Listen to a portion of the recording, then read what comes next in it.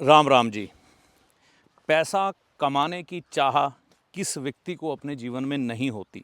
हर एक व्यक्ति चाहता है कि मैं पर्याप्त मात्रा में धन कमाऊं और धन इस तरह से कमाऊं कि मैं अपने जीवन को भी अच्छे तरह से जी सकूं और मेरे पास कुछ धन जुड़ भी जाए, ताकि अगर जीवन में कभी कोई मुसीबत आए या जीवन में कोई ऐसे कार्य हों जिनको करने के लिए धन की ज़रूरत हो, पर्याप्त धन मेरे पास हो। लेकिन आज के समय में यह चीज़ें असंभव सी होती जा रही हैं। ऐसा क्यों हो रहा है? देखिए, इसके पीछे मूल वजह है आपका बृहस्पति ग्रह और शुक्र ग्रह खराब हो जाना, साथ में चंद्रमा। अगर यह तीन ग्रह आपकी जन्म पत्रिका में खराब हो रहे हैं तो आप यह निश्चित मानिए कि आपके पास धन पर्याप्त मात्रा में आएगा भी नहीं और जुड़ेगा भी नहीं। और साथ साथ में अगर शनि कहीं खराब हुआ तो ये अवस्था और ज़्यादा खराब हो जाएगी। तो अब हर एक व्यक्ति चाहता है पर्याप्त धन भी आए और धन जुड़े भी।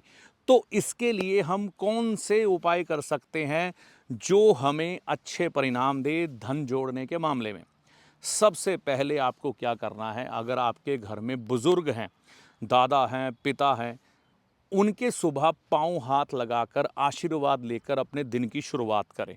अगर ऐसा नहीं है, आपके इर्द गिर्द समाज में कोई बुज़ुर्ग व्यक्ति मेल है ना या फीमेल दादी माँ हैं, तो उनके पाँव हाथ लगाकर एक आदत बना लें आशीर्वाद लेने की या बहाने बहाने उनकी मदद करने की।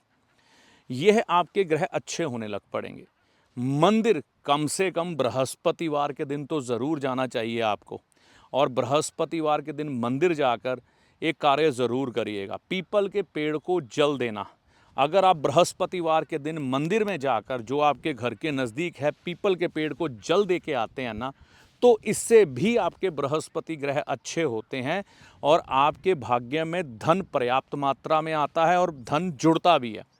और साथ साथ आपको क्या करना है, चने की दाल कभी कभी महीने में एक आध बार बहुत है, गुरुवार के दिन मंदिर में लेके जाएं। पीले कपड़े में, चौरस आकार के पीले कपड़े में लपेटकर चने की दाल कितनी रखनी है, जितनी चाहे उतनी रख लें। अगर आप क्वांटिटी जानना चाहते हैं तो मैं कहूँगा 400 ग्राम रख लें। और उसके अंदर आपको 21 रुपये, 20 रुपये का एक सिक्का या 10-10 के दो सिक्के और 1 रुपये का एक सिक्का रख के भगवान विष्णु जी के चरणों में अर्पण करना है या पुजारी जी को पकड़ा के आ जाना है। ये आप करते रहें, निरंतर दिन ना गिने, आप देखेंगे धीरे धीरे करके कमाल होने लग पड़ेगा धन के मामले में। दूसरा कार्य आपको क्या करना है, गाय की सेवा करने की एक रूटीन बनानी है, आदत बनानी है कि कम से कम आप शुक्रवार के दिन गौ माता के लिए कुछ ना कुछ खाने की व्यवस्था करें। चाहे कोई बाज़ार में नया फ्रूट ही आया हो जो गुठली के बगैर हो, है ना, ये आपने अपना बुद्धि और विवेक इस्तेमाल करना है कि गाय माता को हम क्या खिला सकते हैं। अब यहाँ पर खट्टी चीज़ें नहीं खिलानी, ये ध्यान रखिएगा। कोई फ्रूट खट्टा है तो वो नहीं खिलाना। साधारण तौर पर हम क्या कह सकते हैं, सेब ले लीजिए, है ना, आम ले लीजिए लेकिन गुठली निकाल दीजिए, केले ले लीजिए और उनके छिलके उतार दीजिए, है ना। तो जो श्रेष्ठ फल आप खाने के इच्छुक हैं वही गौ माता को अच्छी तरह से साफ सुथरे धो के खिलाने शुरू करें। इससे आपका शुक्र ग्रह अच्छा होगा। और मंदिर में देसी घी शुक्रवार के दिन ज़रूर अर्पित करके आएँ माँ लक्ष्मी जी के आगे, इससे भी आपको लाभ होगा। खीर अमावस्या के दिन आप अपने पितरों के नाम पर या भगवान को वैसे ही पूर्णिमा के दिन खीर अर्पण कराएं। भगवान को अर्पण करनी है तो पूर्णिमा को, पितरों के नाम पर देनी है तो अमावस्या को। यह आप करना शुरू करें, आपका शुक्र ग्रह भी इससे बढ़िया हो जाएगा और धन जुड़ने के हालात और आने के हालात अच्छे बनेंगे। चंद्रमा के लिए क्या किया जाए?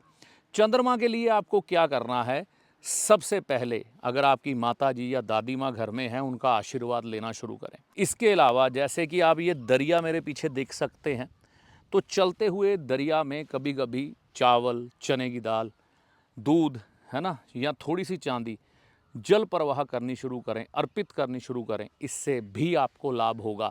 और घर में थोड़ी थोड़ी चांदी खरीद कर भी रखना शुरू करें।